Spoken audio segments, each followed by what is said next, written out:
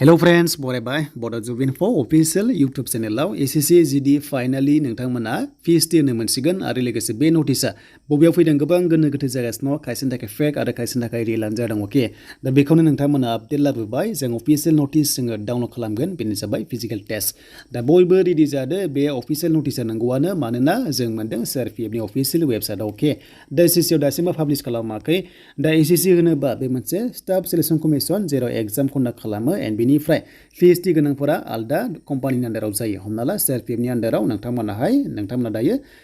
PST होनो मोनसिगोन अके दा नोंथांमोना PST होनो मोनसिगोन बा फिजिकल टेस्ट होनो मोनसिगोन दा CRPF आव दासिमबो पाब्लिश खालामाखै आरो एडमिट नोंथांमोना CRPF नि अफिशियेल वेबसाइटनिफ्रायनो फिजिकल टेस्टनि थाखाय डाउनलड खालामनानै लानो हासिगोन स' बिनि सिगां नोंथांमोना फैनांगोन रिजाल्ट अके स' नोंथांमोननि एग्जामनि काट अफ फैनानै रिजाल्ट फैनानै स' नोंथांमोनाहाय फिजिकल टेस्टआव थांनो हागोन बेनो जाबाय 50,000 भेकेन्सिस गोबां चान्सेस दङ नोंथांमोना देग्लाय साख्रि मोननो दा बेनिफ्राय खम काट अफ मोनदों एबा बारा मोनदों जायखिजाया नोंथांमोना फिजिकल टेस्टआव थां अब्लासो नोंथांमोना उनावहाय साक्सेस जागोन स' बिदिब्ला जों CRPF आव जों नोंथांमोना गुगोलाव टाइप खालाम क्रमावहाय जास्ट नोंथांमोना CRPF खालाम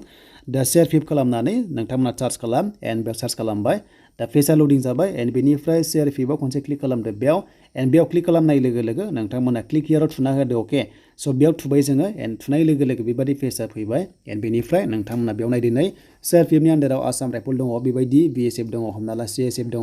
ITBP दङ बेनिफ्राय गोबां रोखोमनि दङ हमना ला SSB बो दङ अके बे जाबाय फिजिकल टेस्ट जानो गोनां कन्डाक्ट खालामगोन CRPF आ एन्ड बेनिफ्राय बे इम्पर्टेन्ट नोटिसआव नोंथांमोना बेयाव PDF फाइल नुदों स' बेयाव नोंथांमोना इम्पर्टेन्ट नोटिसआव क्लिक खालामनाय लोगो लोगोनो बेबायदि अफिशियेल नोटिस नोंथांमोना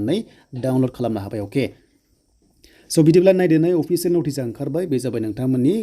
SSC Constable exam 2022 नि जेराव दाखालि एग्जाम जादोंमोन आरो बेनि नोंथांमोननि PST आ एबा नोंथांमोना रानिंआ जागायसिगोन 15 एप्रिलनिफ्राय नाथाय बे मोनसे टेन्टेटिभ डेट मिन्स बेयो सोलायनोबो हागौ नाथाय मेक्सिमाम चान्सआ दङ बेनो जाबाय 15 एप्रिलाव स्टार्ट जासिगोन नाथाय आसाम स्टेटआ एबा नर्थ इस्टआ एसे लेट जानो हागौ नाथाय अल इन्डिया नालाय बेखायनो 15 निफ्राय डेट होबाय अके स' बिनिफ्राय एडमिट नोंथांमोना CRPF नि नैबे वेबसाइटआवनो डाउनलड खालामनानै लानो हागोन फिजिकल टेस्टनि थाखाय स' बिनि सिगां रिजाल्टआ दा बावैनो फैथारसिगोन आरो नोंथांमोना काट अफ फैनाय लोगो लोगो गाव गावनि नामा दंना गैया बा बेसेबां मोनदों नोंथांमोना कमेन्ट्स खालाम एन्ड बिनिफ्राय नोंथांमोना एडमिट कार्ड मोननाय लोगो लोगो थांनो हासिगोन बेनो जाबाय फिजिकल टेस्टआव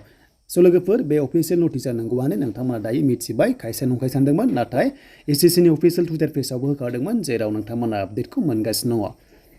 स' बेनिफ्राय नेक्स्टआव नोंथांमोननि काट अफ बेनो जाबाय आसाम फरेस्ट अके स' नोंथांमोननि आसाम फरेस्टनि काट अफ फैसिगोन हमना ला 30 एबा 31 जायफ्रा मोनदों थ' नोंथांमोना चान्सआ दङ एन्ड बेनिफ्राय गार्डआबो फैसिगोन एन्ड बेनिफ्राय एक्साइज आरो जेल वार्डारआ फैगोन आरो मोनसे कम्बाइन एग्जाम जागोन अके स' नोंथांमोना जेल वार्डार बेनिफ्राय आसाम फरेस्ट थ' नोंथांमोनाहाय खनसेल' एग्जाम जागोन कम्बाइन एग्जाम एन्ड बेनिफ्राय लास्टआव बाइबा टेस्ट नोंथांमोनखौहाय लानाय जागोन आरो नोंथांमोना साख्रि मोननाय जागोन नाथाय फरेस्ट गार्डआ नोंथांमोना बेयाव पास जानाय लोगो लोगो एग्जाम पास जानाय लोगो लोगो थाबायनाय दंबावो थाबायनाय पास जाबासो नोंथांमोनखौ लास्टआव बाइबा टेस्ट लानाय जागोन स' बेनोमोन लोगोफोर बेनिफ्राय ADRE नि फाइनाल लिस्ट फैनो गोनां दङ नोंथांमोना थाबैनो मोनसिगोन आरो बैसागुनि सिगां नोंथांमोना चान्सआ दङ फाइनाल लिस्टखौ मोननो बेनो जाबाय ADRE ग्रेड 3 आरो लोगोसे ग्रेड 4 हिसाबै